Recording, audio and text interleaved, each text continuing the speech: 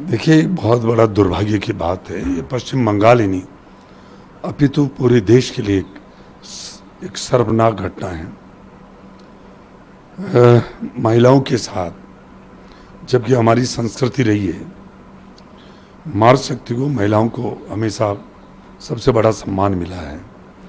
और आज ये पश्चिम बंगाल की जो सरकार है वो तुष्टीकरण की राजनीति कर रही है, महिलाओं पे अत्याचार कर रहे हैं और उनके सपोर्ट कर रहे हैं। सबसे बड़ा तो ये है, वहाँ एक डॉक्टर महिला के साथ इस तरह का जघन्य अपराध किया गया, रेप किया गया, फिर उसका मर्डर किया गया और उसको बचाने के लिए काम कर रहे हैं वो।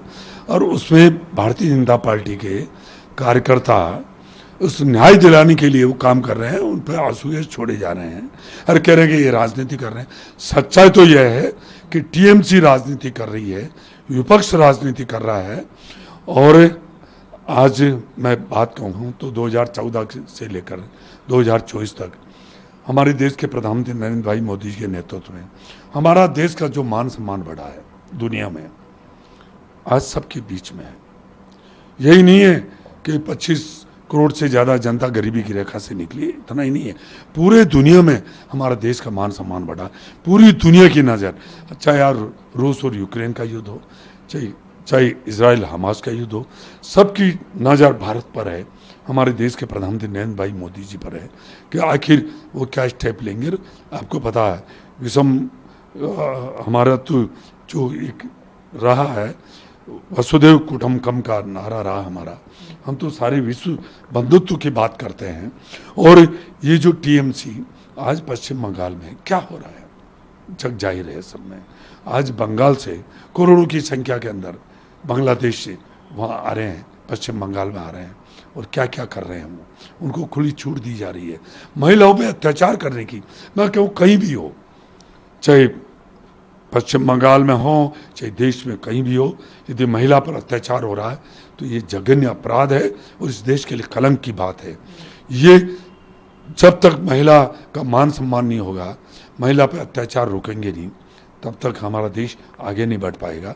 इसके लिए आपको पता है, हमारे देश के प्रधानमंत्री नरेंद्र भाई मोदी जी ने विधानसभा और लोकसभा में 1/3 आरक्षण की बात मामला हो तो पहले दफा उन्होंने कहा, महिलाओं को सशक्त करने के लिए उन्होंने हर दृष्टि से महिलाओं को आगे बढ़ाने के लिए प्रधानमंत्री मोदी जी के नेतृत्व में काम हुआ है। इस तरीके से लगातार आरोप, कांग्रेस भी ये कह रही है कि इस मामले को सुप्रीम कोर्ट में गया, सीबीआई की बात की गई, मानिकम ठाकुर भी कह रहे हैं, लेकिन पॉलिटिक्स नहीं होनी चाहिए, बार बार यही कह रहे हैं, पॉलिटिक्स कर रहे हैं कुछ लोग। पॉलिटिक्स मैं कह रहा हूँ, जब बचाव कर रही है, आज कहीं की सरकार, चाहे राजस्थान में है, यदि मान लो किसी महिला के साथ अन्याय अत्याचार हुआ है और वहां की सरकार उसको सपोर्ट करती है तो ये बहुत बड़ी शर्मनाक बात है।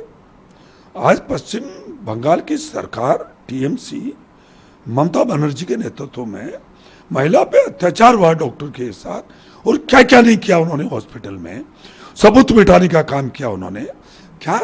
तो ये राजनीति है, किसी को न्याय के लिए खड़ा होना यही राजनीति है? इसका मतलब महिलाओं पर अत्याचार होने दे? तो इसलिए मैं तो ये कह सकता हूँ, बहुत दुर्भाग्य की बात है कि प्रधानमंत्री मोदी जी के नेतृत्व में हमारा देश का मान सम्मान बढ़ा है। जो पहले कहते थे ये हिंदुस्तान सफेरों का देश है, ये गरीबों का देश है, लाखों व्यक्ति यहाँ भूखे सोते हैं, आज 2014 के बाद आज कोई भी व्यक्ति भूखा नहीं सो सकता है। हमारा देश का मान सम्मान बढ़ा, दुनिया आज भारत की ओर टक की ओर देख रही है।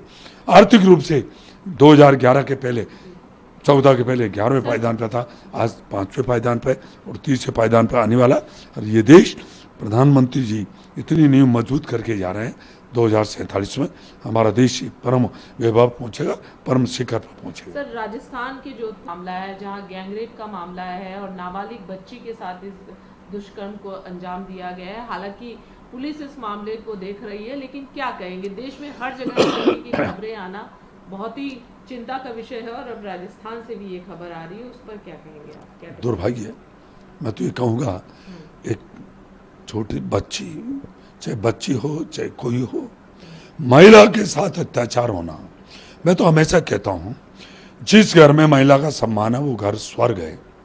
और जिस घर में महिला का सम्मान नहीं है वो नरक है, चाहे घर हो, चाहे क्षेत्र हो, चाहे प्रदेश हो, चाहे देश हो, चाहे दुनिया हो। महिला का सम्मान होना चाहिए, महिला की इज्जत। आप हमारी संस्कृति रही है देश की। राम के पहले सीता जी का नाम आता है और शिव के पहले राधा, कृष्ण के पहले राधा जी का नाम आता है, शिव के पहले पार्वती जी का नाम आता है। हमारी संस्कृति ये साक्षी है कि महिलाओं को हमेशा यहाँ मान सम्मान पहले दिया है, चाहे कहीं भी हो, चाहे राजस्थान में हो, चाहे देश के किसी भी कोने हो।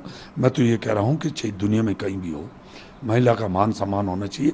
और इस तरह की घिनौनी मानसिकता के जो व्यक्ति हैं उनको सख्त से सख्त सजा देनी चाहिए, सीधी फांसी की सजा देनी चाहिए, ताकि दूसरा कभी कोई इस तरह का दुस्साहस नहीं करे। सर, एक और खबर है, पश्चिम बंगाल की लीडर हैं प्रियांगु पांडे, उनके ऊपर उनका ये कहना है कि टीएमसी ने अटैक किया, कई राउंड गोलियां चली हैं, आग लगाने की उनकी गाड़ी को कोशिश की गई, 2 लोग बुरी तरीके से घायल हुए, एक की स्थिति बहुत गंभीर है।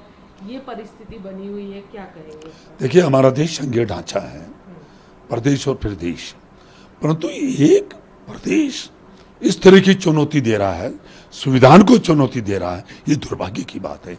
एक जनप्रतिनिधि चुने हुए के साथ इस तरह का दुर्व्यवहार करना, ये बहुत बड़ी शर्मनाक बात है। हमें पता है, सदन में जब हम बैठते हैं, पश्चिम बंगाल के जनप्रतिनिधि कहते हैं हमारी दिशा की बैठक नहीं होने देते हैं, हमारे को घर से बाहर निकलने के लिए बहुत बड़ी दस्त पे हमें सोचना पड़ता है कि हम कैसे सुरक्षित बाहर निकलेंगे। ये दुर्भाग्य है। इस तरह का एक मनमानी करना, मैं कह रहा हूँ एक हद पार हो रही है। पश्चिम बंगाल की सरकार, मैं कह रहा हूँ एक राजनीति के लिए इस जो प्रजातंत्र है उसको दबाने की कोशिश कर रही है, ये दुर्भाग्य है। और मैं कह रहा हूँ आखिर ममता दीदी को समझना चाहिए, हमारा देश संघीय ढांचा है, इसका मतलब ये थोड़ी है कि वो इस संविधान को चुनौती देवें और इस तरह का अत्याचार करें। एक महिला जनप्रतिनिधि जो सांसद है उसके साथ इस तरह का दुर्व्यवहार करें, ये शर्मनाक बात है। मैं तो फिर कहता हूँ, यदि या तो दीदी सही जनता की एक सेवक बनकर रहे हैं, नहीं तो ये ज़्यादा दिन अति चीज सर्वतवर्जित है, ज़्यादा हानि है। नहीं तो मैं तो कह रहा हूँ वहाँ फिर राष्ट्रपति शासन लगाना चाहिए और जनता को बचाना चाहिए और महिला की सुरक्षा करनी चाहिए।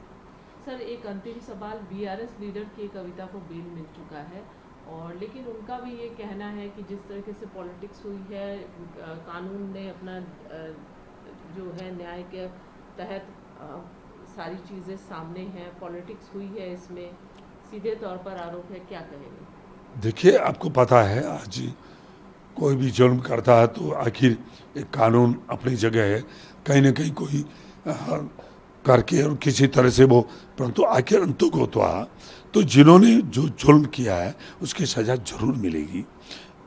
किसी एक कोर्ट में यदि किसी तरह के करके रोक करके आ गए हैं, कोई कमी खामी की वजह से जज ने फैसला दिया, तो आगे रास्ते खुले हैं।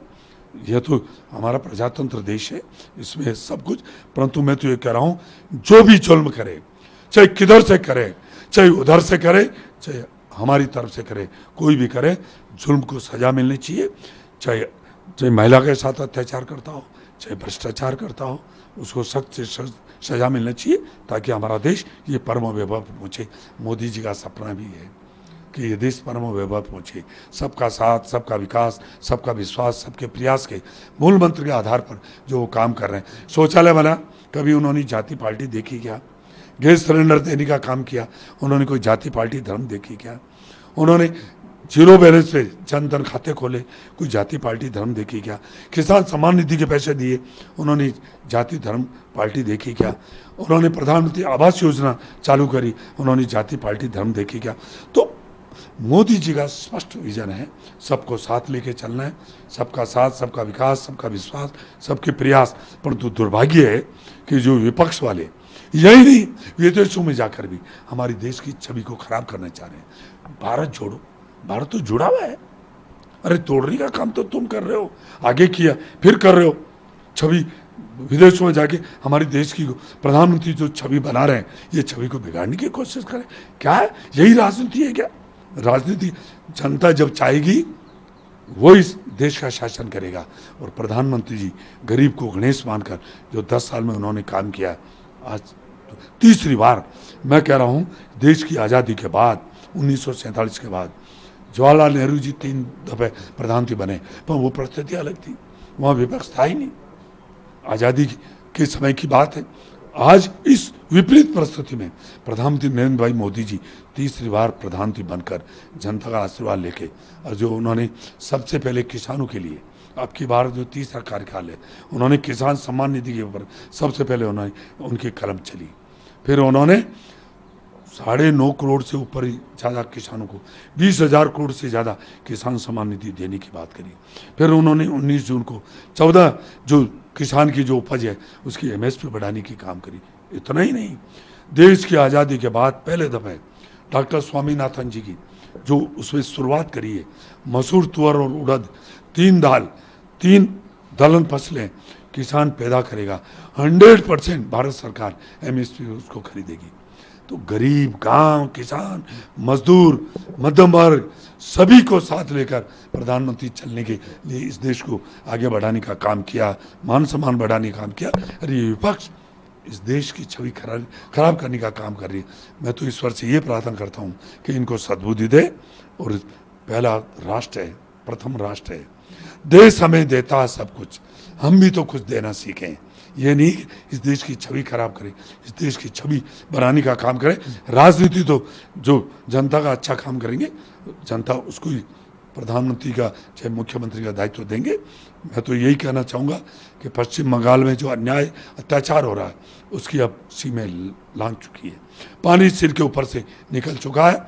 या तो दीदी समझ जाए, नहीं तो मैं तो यही निवेदन करना चाहूँगा कि वहाँ राष्ट्रपति शासन लगना चाहिए ताकि जनता को बचाई जा सके।